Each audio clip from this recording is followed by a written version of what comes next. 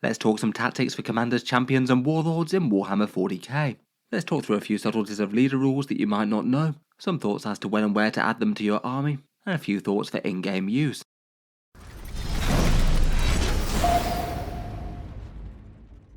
Hello and welcome back to Auspex Tactics, where today we're talking leaders and commanders in Warhammer 40K, and all the good stuff that they can bring to the tabletop. Leaders and characters tend to be a really important part of just about any Warhammer 40k army. Games Workshop has basically designed 10th edition to the point where for basically every faction it's usually optimal to take some units with leaders in them, with all the powerful combos, extra damage, and other benefits to your army that they can bring. It's quite a broad topic and really does work quite differently for different armies out there, so for this video I thought we could do an overview of a few common themes, the basics of how they work with their rules mechanics, some thoughts as to when and where you want to add them to your armies, talking through a few examples on the way, a few ideas for positioning and tactics in game for them, and finishing up with a quick look at the precision rule and epic challenge. Starting off with how they work in game, leader data sheets are added to an army much like any other. You have to have at least one character model in your army to be your warlord, though they might or might not be able to lead units. For most of them you can have up to 3 of each type though, besides epic hero named characters where you can only have 1 of each, and at the start of the game, in the declare battle formation step of the whole game building process, you need to nominate which squads your leaders are attaching to, if any. Normally barring any special rules for the individual leaders or units that they're leading, it's normally just 1 per squad. And even with the same army list, you can vary and mix it up game for game, maybe having a leader join a different unit, and occasionally it might make sense for leaders not to join units even if they have the option to, though for most people most of the time, most leaders will be joining squads, and I think usually it doesn't make too much sense to be flexing out leaders between one squad or another. Sometimes it could possibly be worth it, maybe depending a little bit if you're fighting an army that works very unusually in one way or another. In theory at least, you could have squads working quite different ways depending on leader attachments, though I'd say that's maybe a bit high level and arcane for most people. In any case, when you've attached the leader to the unit, they essentially just become one unit for the vast majority of game rules until either element is destroyed, either the leader model or the bodyguard models, and until that point they're counting as having a slightly greater starting strength for the purposes of things like battle shock. Say for example, if you had this orc big mech attached to the unit of boys here, there's 11 models in the unit, so they'd be below half strength when he gets down to the mech and 4 boys left, and having to test battle shock in the command phase. When the unit's attacked, you're not allowed to allocate any attacks to the leader model themselves, not if there's any bodyguard models alive. The only exception being is if your opponent is able to use precision attacks and they choose to allocate them there. I think for everyone's purposes, it's quite good that the days of characters being able to tank small arms for their units is a thing of the past. That certainly felt very weird in 7th edition. Then, if either the leader is slain by a precision attack, or the bodyguard unit is slain, then the remaining units break apart, though it still counts as a destroyed unit if, say, the bodyguard squad is slain, if, say, your opponent had a special rule that triggers upon destroying a unit. In general, when leaders are attaching to their units, they might have rules or abilities that apply only when they're leading a squad, and that's usually the biggest way to take them, things like damage buffs or free stratagems perhaps, but there's a few other things that come into play when squads join each other. Certain universal special rules such as Scouts, Deep Strike and Infiltrate won't share, as they're all written in such a way as if every model in the unit has the rule, then you can do this, and if either one or the other is lacking the rule, then you can't use it. Say for example, if you joined a Minotaur and Priest that doesn't have Scouts to a unit of Kaschan Jungle Fighters that did, the whole unit wouldn't be able to Scout, because the Priest model doesn't have that ability.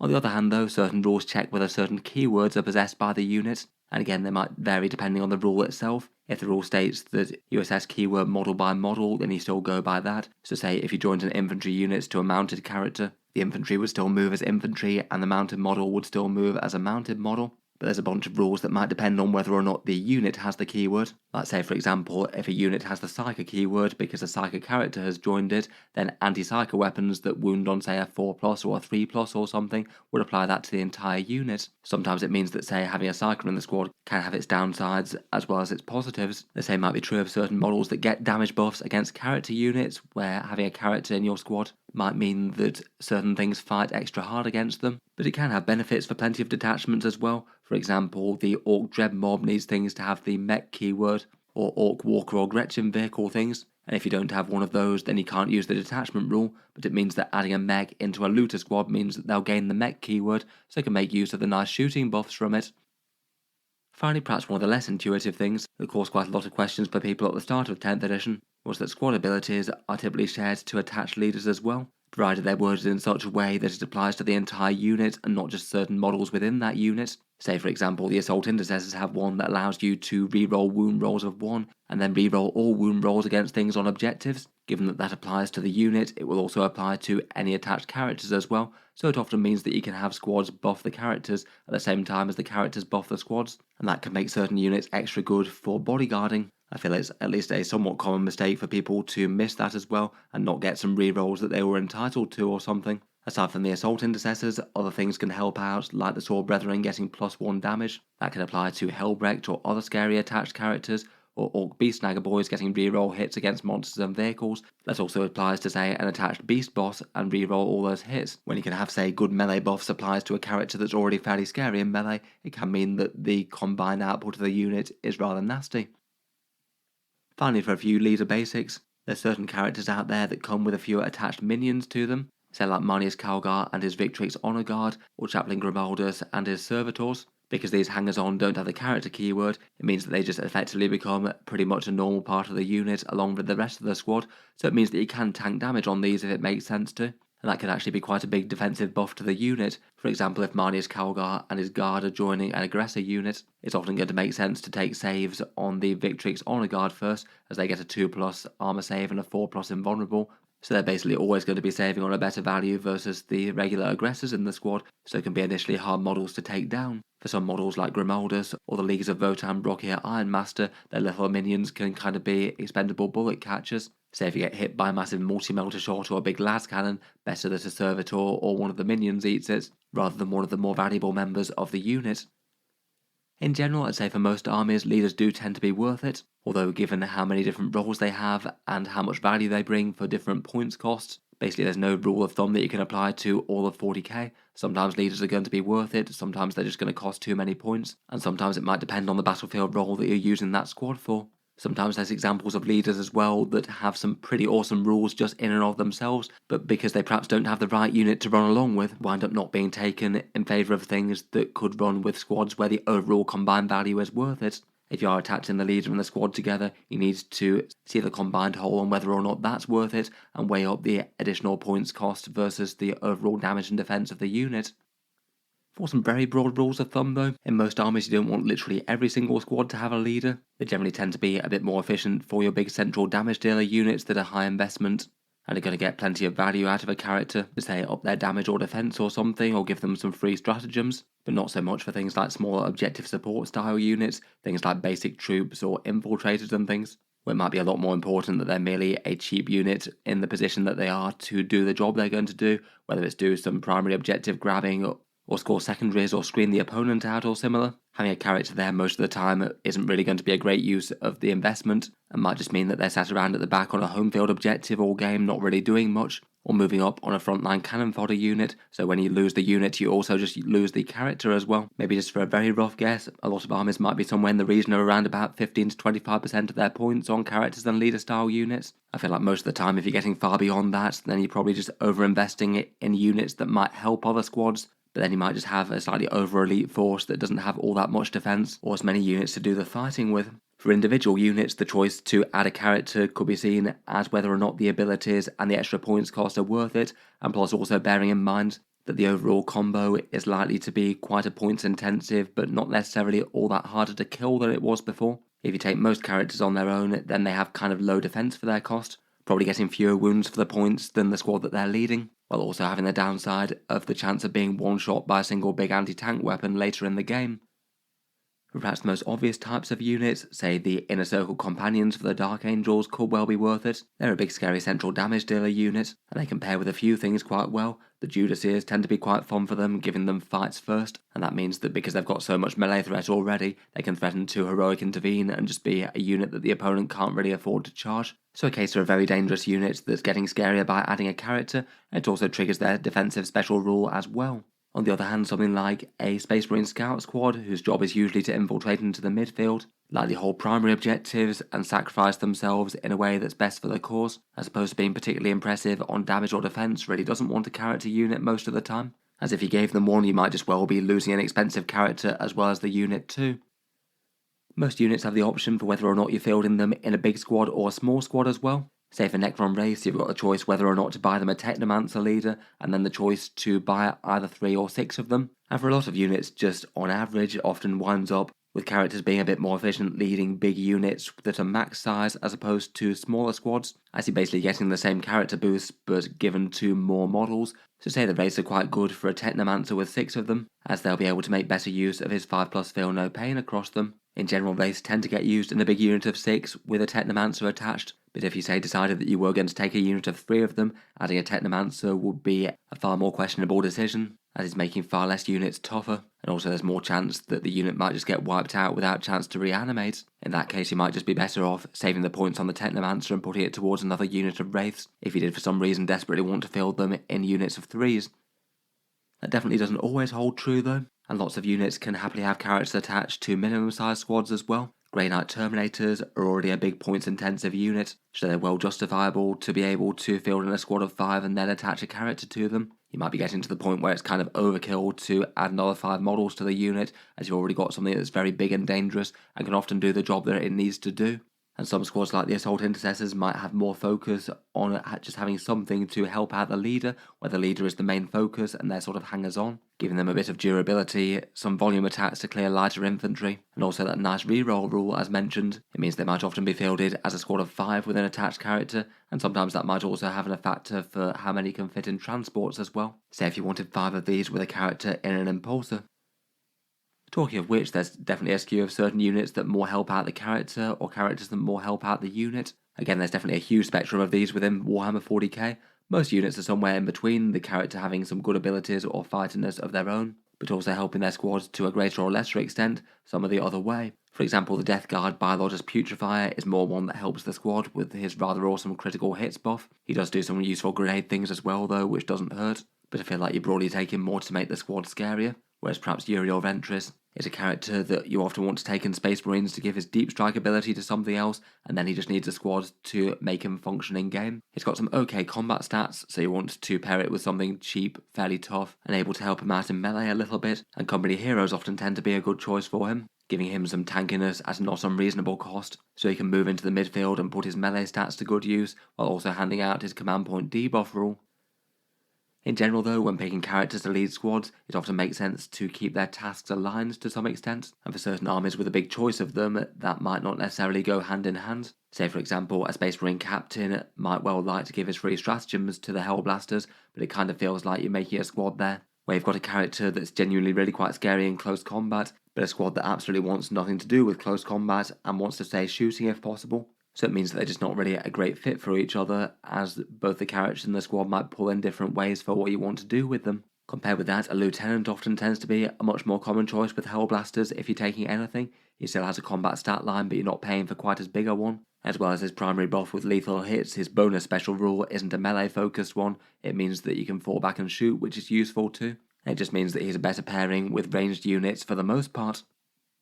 Finally, and perhaps one of the weirder uses for leader characters is that quite a few competitive army lists can perfectly viably run certain characters solo. It strikes me that Games Workshop really don't want to make this a good thing to do by their game design, so often wind up tweaking character points when this happens too regularly. But there are a lot of leader characters out there that can just forget about their leading rule and go their own way for different reasons, just to wind up being essentially a cheap and fragile unit that does something interesting. Examples could be things like the Grey Knight Terminator Librarian. They can deep strike and maybe do secondary objectives and things and throw around mortal wounds at the same time. You could have multiple librarians throw around a lot of mortal wounds focused on one target. The Genestealer called Clamorous can be sat on his own to be a deep strike denial man. Unless the opponent has some indirect fire, they might struggle to be able to target him if he hides at the bottom floor of ruins. The Necron Psychomancer can put down some Battle Shock debuffs and just plan to hide for his durability. Maybe in Awakened Dynasty you can stand him back up when he gets shot down with a stratagem. For the Eldari, Fugan can also resurrect on death, and that makes him more viable to run around on his own. He often likes to pair with a Farseer for some very scary Overwatch with that great big melter weapon. And a fair few characters are just really quite cheap units full stop. Sometimes some of the very cheapest things that certain factions can field to go on their own, and that can have a lot of value in 40k for area denial or screening, or maybe being put in strategic reserve to do secondary objectives. So like perhaps a Tau Ethereal could fit that bill, rustling up some command points, and then beyond that just having the value of being a really cheap disposable single model. perhaps going in reserves to turn up on the flanks and do an action or be in a table quarter or something. Once he's done a few turns of command point generation, I feel like a lot of these are maybe just a little bit on the high level side depending on the army, and definitely not every single army uses characters this way. Some are very viable just to run completely on their own though, if you want to make them work that way. It perhaps tends to be a bit more tempting on competitive terrain set layouts as well though, compared with casual ones, given that you're more likely to have all sorts of nooks and crannies to hide characters behind ruins. For the most part, when characters hit the tabletop, the tactics for using them and their units might not be super different to any other squad that's got a fair bit of damage and defense or special abilities, but due to them having just one very powerful model in a squad and a bunch of other things that don't matter as much, sometimes the positioning can be important. I'd bear in mind that you can't remove characters till later, so if say you had something like a Custodian Shield Captain and a bunch of Custodian Guard, and a squad was like half in, half out of a ruin or something, it might make sense to have the Captain hide inside the ruin. That way you'd have the option that if you take a few casualties, you could remove the models that are in your opponent's line of sight, and maybe stop the squad taking any further damage, compared with if you had the captain just hanging out in the open. Your opponent could guarantee that no matter how much they shot the unit, that captain would still be the last model alive in the squad, so if you could say line up a line of sight or line up a charge on him, you know that that charge or line of sight is going to be able to do its damage. Hiding in the corners of ruins and things for certain characters can be a big deal if there's some scary precision stuff around, so it can also be a big factor for that. Otherwise though, combined squads with characters and units can be kind of difficult for the opponent to take down with firepower, just due to first having to clear a whole bunch of infantry and then ideally want some higher damage weapons or special weapons on the go, unless they've just got loads and loads of firepower to be able to shoot the entire squad dead. It often means you might be in a situation where the rest of the character's bodyguard has died, but then the opponent's only got a little bit of firepower left. It could sometimes be a good target for command point rerolls on things like high and vulnerable saves to try and save them, if the damage could be the last ones that your opponent could do in the shooting phase maybe. In melee, the character's position can be quite a big deal as well. Certain characters with big bases could be used to get more models into the fight. You're allowed to fight in combat if you've got any models that are in base contact of a model that's in base contact, and that's far easier to do if you've got a model with an absolutely enormous base in the unit, say for example High Marshal Helbrecht or an Orc Beast Boss or something with a unit of boys. It might make sense to have them at the front of the unit to allow more models to get into the fight easier. As a result, their positioning in a unit needs to be kind of careful, usually being a combination of somewhat far forward and somewhat central, though I guess balanced with potentially being safe from enemy shooting if you need to be. If your unit's getting charged, you definitely want to make sure that the character's relevant. If say you had these Sword Brethren and Helbrecht here, say if your opponent wanted to charge them with a Chaos Knight or something, they might actually be able to do so without fighting Helbrecht this turn. Say if they charge the model on the very right, then Helbrecht's 3-inch pile-in move might not be enough to get him into base contact of a model that's within base contact, so it usually makes sense not to string characters too far out on one flank. When you're lining up attacks in close combat as well, the order in which you select the damage profiles might matter as well. All the characters in the squad essentially activate at the same time, even if you roll the damage profiles separately. So there's no danger of, say, the squad activating and killing the character out of range, but you could do that with other units that are in a big multi-combat. But sometimes choosing to activate either with the squad or the character could be a bit more efficient. Say for example if you're fighting some Sword Brethren here, and one of them's down on 1 wound, the rest all have 3, it might make more sense to swing with your squad if they've got a bunch of damage 1 attacks, have a better chance to at least chip off that last wound, and then swing with a big hitting character that might have a bunch of damage 3 attacks and get some clean kills after that. Finally, definitely worth mentioning the precision special rule as well. Maybe not tending to be an enormously focal thing in Warhammer 40k. Plenty of sniper weapons do have it, though I feel like the majority of units maybe have character killing as a nice side bonus as opposed to the actual reason that you put them in army lists. Just because not every single army has leaders that are particularly easy to kill, they might be super tanky, or they might not be super easy to reach and capable of hiding out in the ground floors of ruins and things, if there are a bunch of snipers about. Just because of a bunch of things that their units can do otherwise though, there's still a good chance that some of them turn up in an army list, and basically the rule is that if you've got such a weapon shooting or attacking in close combat, you're able to allocate those attacks to the attached leader character that's within that bodyguarded unit, provided the actual attacking model with the precision weapons has line of sight to the actual leader model within the unit, which is quite different to how Warhammer 40k attacks normally work. Usually the attacking models just have to see any part of the unit to be able to make attacks against them, or be in engagement range and in close combat. Generally I'd say perhaps the lighter characters like Toughness 3 support characters or Marine equivalents without invulnerable saves have the most to fear from them. Lots of normal sized sniper squads might have a reasonable chance to single them out.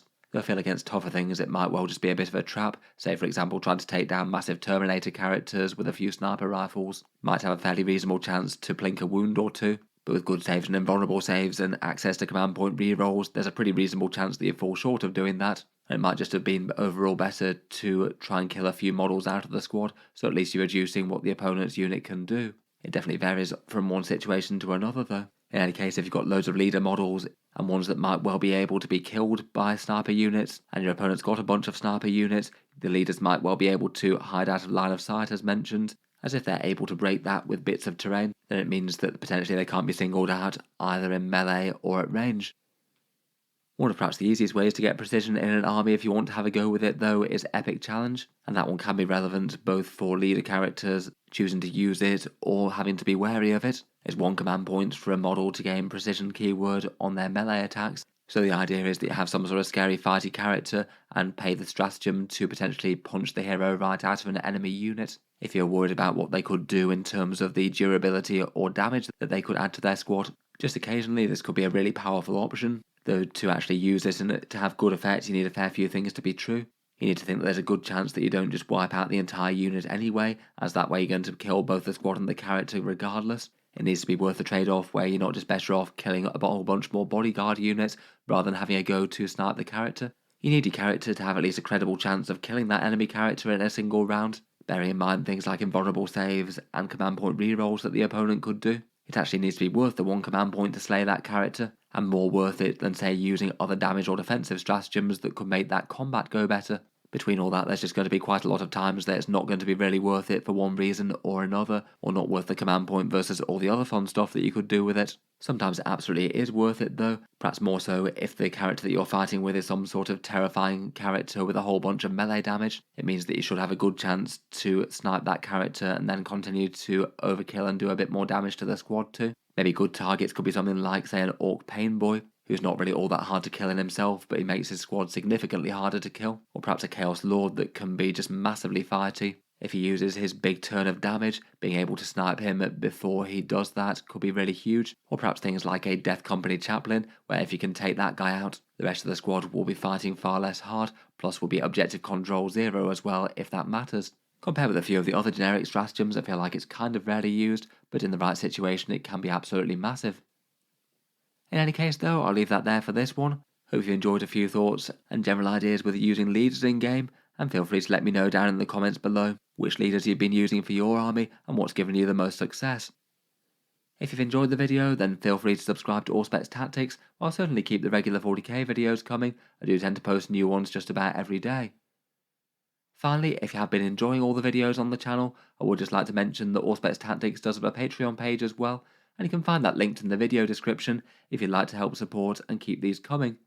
Channel patrons do get a fair few advantages, seeing certain videos early, regular votes to see what sort of things happen next on the channel, and automatic entry into the regular prize giveaways with a chance to win some big model kits each month. If any of that sounds good to you or you'd just like to help support, the link is down in the video description.